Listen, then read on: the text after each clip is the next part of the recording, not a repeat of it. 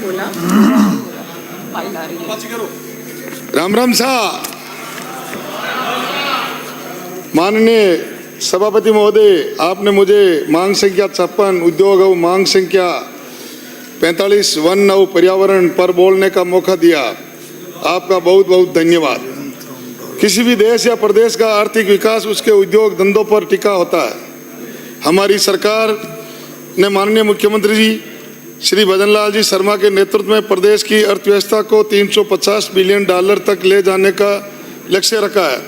इस दिशा में पहल करते हुए लक्ष्य की प्राप्ति के लिए हमारी सरकार ने अपने कार्यकाल के पहले ही वर्ष में rising Rajasthan global investment summit करवाकर करीब 35 लाख करोड़ रुपए के निवेश की मजबूत नींव रखी है। आने वाले समय में जब ये निवेश धरातल पर उतरेगा तो निश्चित रूप से राजस्थान की अर्थव्यवस्था में एक बड़ा बदलाव आएगा। नए उद्योग लगेंगे तो प्रदेश के युवाओं को रोजगार मिलेगा। हमारी केंद्र सरकार ने केंद्रीय बजट में 2025-26 में MSME सूक्ष्म लघु और मध्यम उद्योग सेक्टर को मजबूत करने के लिए एक 50 लाख करोड़ का अतिरिक्त ऋण देने का प्रावधान किया है। ऋण गारंटी कवर को 5 करोड़ से बढ़ाकर 10 करोड़ किया है।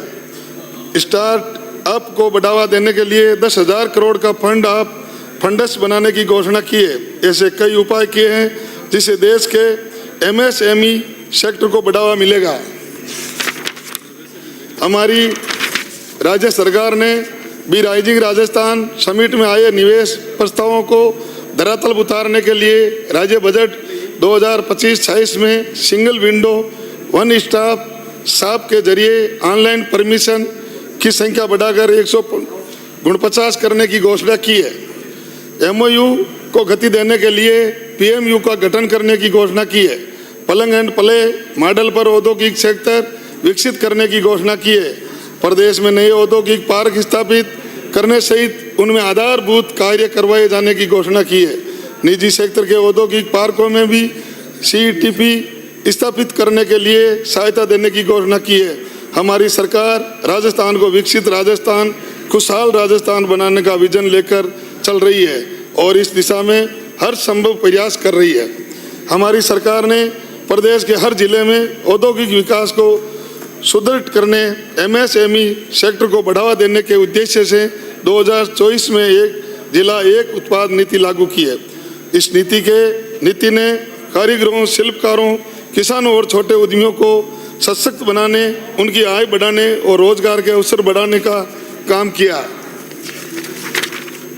इस नीति के तहत सूक्ष्म उद्योगों के लिए 15 लाख और लघु उद्योगों के लिए 20 लाख रुपए तक मार्जिन मनी अनुदान सहायता प्रदान की जा रही है, जिससे छोटे उद्योगों को प्रोत्साहन मिल रहा है। हमारे नागौर जिले में हाथ से बने उपकरणों को एक जिला एक उत्पादन नीति में शामिल किया गया। अब मैं माननीय उद्योग मंत्री जी से सामने मेरे विधानसभा क्षेत्र खींवसर और नागौर आसपास के उद्योग संबंधी कुछ मांगे रखना चाहूँगा। मेरे विधानसभा व पास के खींवसर के टांगला गांव में बुनकर परिवारों द्वारा हाथ से दरी बनाने का काम पिछले 30 वर्षों से होता आ रहा है। यह दरियाँ इतनी सुंदर और अच्छी बनाई जाती है कि ये विदेश तक बिकने जाती है, लेकिन सरकारी सहायता और प्रोत्साहन के अभाव में धीरे धीरे ये उद्योग बंद होने की कगार पर है। पहले करीब 400 घरों में दरी बनाने का काम होता था, पर ना तो बेचने के लिए उचित प्लेटफार्म मिला और ना सरकार के स्तर पर ही कोई प्रयास किए गए। बुनकरों को मजदूर के रूप में रोजाना 300 से 400 रुपये मिलते हैं, जिससे उनके परिवार की आजीविका नहीं चल पाती और ये लोग धीरे धीरे इस काम से दूर हो रहे हैं।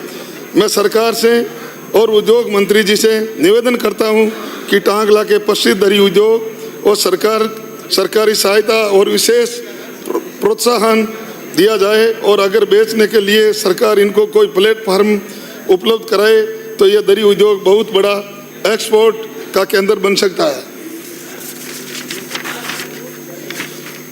मेरे विधानसभा क्षेत्र खींवसर के कुचेरा शहर में कृषि यंत्र बनाने का काम होता है, लेकिन अभी बहुत छोटे स्तर पर ही हो रहा है। अगर इस उद्योग को भी सरकारी सहायता और प्रोत्साहन मिले तो ये भी एक बड़ा उद्योग बन सकता है, जिससे हजारों लोगों को रोजगार मिलेगा। खींवसर और मुंडवा उपखंड मुख्यालय पर नए रिको औद्योगिक क्षेत्र स्थापित करने की आवश्यकता है। हमारे यहाँ जीरे और नागौरी पान मेथी की बम्पर पैदावार होती है। अगर इनके प्रोसेसिंग यूनिट लगाई जाए तो किसानों को भी लाभ होगा और स्थानीय लोगों को रोजगार भी मिलेगा। नागौर जिले के परंपरागत उद्योग जैसे मकराना का मार्बल उद्योग, नावा का नमक उद्योग, नागौर शहर का हैंड टूल्स उद्योग और सरकारी संरक्षण को प्रोत्साहन दिए जाने की आवश्यकता है। अब मैं मांग संख्या 45 और वन पर्यावरण पर अपने विचार रखना चाहूँगा। माननीय सभापति महोदय, हम चाहते हैं कि औद्योगिक विकास हो, आधारभूत विकास भी हो, लेकिन पर्यावरण की कीमत पर कतई ना हो। हमारे जीवन के लिए वन और पर्यावरण कितना जरूरी है, ये हमें विष्णु समाज से सीखने की जरूरत है। सिर सांटे रुक रहे तो भी सच तो जान, विष्णु समाज ने खेतड़ी के पेड़ों को बचाने के लिए अपने सिर कटवा दिए थे। मैं आभार प्रकट करना चाहूँगा पर्यावरण और प्रकृति प्रेमी विष्णु समाज का और माता अमृता देवी का, जिन्होंने पेड़ों को बचाने के लिए अपने 300 से ज़्यादा साथियों के साथ अपने जीवन का बलिदान कर दिया। पेड़ों को बचाने के लिए आज तक के इतिहास का ये सर्वोच्च बलिदान था। अब की बार हमारी सरकार ने बजट में पहली बार ग्रीन बजट पेश किया है। माननीय वित्त मंत्री जी ने 10 करोड़ पौधे लगाने की घोषणा की है। साथ ही ग्रीन बजट में हरित राजस्थान की परिकल्पना को साकार करने के लिए 10 बिंदुओं पर फोकस करने का निर्णय लिया है। मुझे पूरा विश्वास है कि ग्रीन बजट के माध्यम से हम प्रदेश को ग्लोबल वार्मिंग के खतरे से बचाने में कामयाब होंगे, हमारे जंगलों और पर्यावरण को बचाने में कामयाब होंगे। सभापति महोदय, मुझे बोलने का अवसर दिया, आपका बहुत बहुत धन्यवाद। राम राम साहब।